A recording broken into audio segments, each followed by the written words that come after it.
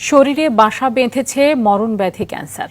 প্রতিটি মুহূর্ত যেন অতিবাহিত হতো মৃত্যু যন্ত্রণায়।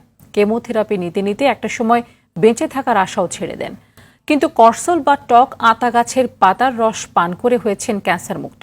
এমনটাই দাবি করেছেন সাতক্ষীরার আলী আশরাফ গাজী নামের এক ব্যক্তি। তার দেখা দেখি ক্যান্সার আক্রান্ত আরও কয়েকজন স্বাভাবিক জীবনে ফিরতে শুরু করেছে করসলের পাতার রস ও ফল খেয়ে। তবে চিকিৎসকরা বলছেন বিষয়টি পরীক্ষা নিরীক্ষার প্রয়োজন রয়েছে। সাতক্ষীরার প্রতিনিধি রামকৃষ্ণ চক্রবর্তী তথ্য ছবিতে রাসেল আহমেদের রিপোর্ট। সাতক্ষীরা শহরের মানুষ এক নামে চেনেন গাজী স্টুডিওর মালিক ফটোগ্রাফার আলী আশরাফ গাজীকে। শহরের মঞ্জিদপুর এলাকায় তার বসবাস। 2020 সালে করোনার সময় তিনি ক্যান্সার আক্রান্ত হন। ঢাকায় শুরু হয় কেমোথেরাপি দিয়ে তার ক্যান্সারের চিকিৎসা, কিন্তু শারীরিক অবস্থার উন্নতি না হয় তিনি করসল বা টক আতা গাছের পাতার রস খাওয়া শুরু করেন। তার দাবি এই রস খেয়ে সুস্থ হয়ে ওঠেন তিনি। এখন পুরোপুরি ক্যান্সার মুক্ত। যে 10টা কেমো দিলে যে উপকারটা পাওয়া যায় সেটা একটা করসল ফল খেলে সেই সমপরিমাণ উপকার হয়। তা আমার এই গাছের পাতা কুরিয়ারের মাধ্যমে নিয়ে আমি খেতে থাকলাম। তারপর বাড়ি এসে তো আমি দেখলাম যে গাছে 3টে ফল হয়েছে। ওই প্রথম ফল হলো 7 বছর পর। আর ওই ফলের 3টার 2টা আমি খাইছিলাম। আমি নিজে সুস্থ। ওই একজন কালকে আসলো, গতকালই আসলো। তারপর সাতক্ষীরায় চেয়ারম্যান এই মিতুল বলি ছেলেটা, ও ক্যান্সারে আক্রান্ত, ও পাতা এখনও খাচ্ছে।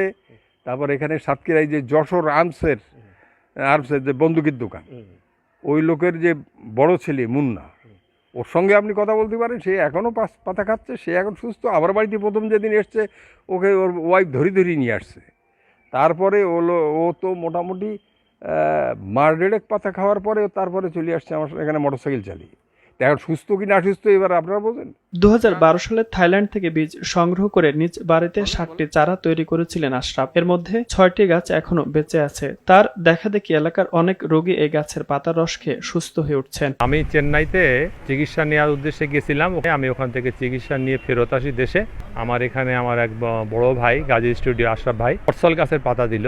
ওইটা চায়ের মতন করে জ্বালিয়ে সকালে এবং সন্ধ্যায় 2 বার খাইতে হবে। ইনশাল্লাহ আমি ভালো আছি এবং ভালো মনে হচ্ছে ইনশাল্লাহ। করসলের ফলও খেয়েছি, উনি আমাকে ফল খাইয়েছেন। হ্যাঁ, খেয়ে আমার মোটামুটি আলহামদুলিল্লাহ ইনশাল্লাহ খুব ভালো, আমি ভালো বোধ করছি আর কি। এখন আমার আপাতত কেমোথেরাপি নেওয়ার লাগছে না। আমার এই অসুবিধাটা হচ্ছে আমার প্যানক্রিয়াস লিভারের ওখানে টিউমারের ভিতরে আমার সমস্যা। এই জন্য ওটা অপারেশন করা সম্ভব হয়নি, যার কারণে কেমোথেরাপি দিয়ে চেষ্টা চলছিল। তারপরে আমি কেমোথেরাপি দিই এবং দেশে এসে এই করসলের পাতার সন্ধান পাই। তবে চিকিৎসকরা বলছেন এর বৈজ্ঞানিক কোনো স্বীকৃতি নেই। এই গাছ নিয়ে পরীক্ষা নিরীক্ষার প্রয়োজন রয়েছে। আমাদের সব চিকিৎসা এভিডেন্স বেসড, এবং যেখানে প্রমাণ পাই আমরা শুধুমাত্র সেই ওষুধগুলো আমরা ইউজ করি।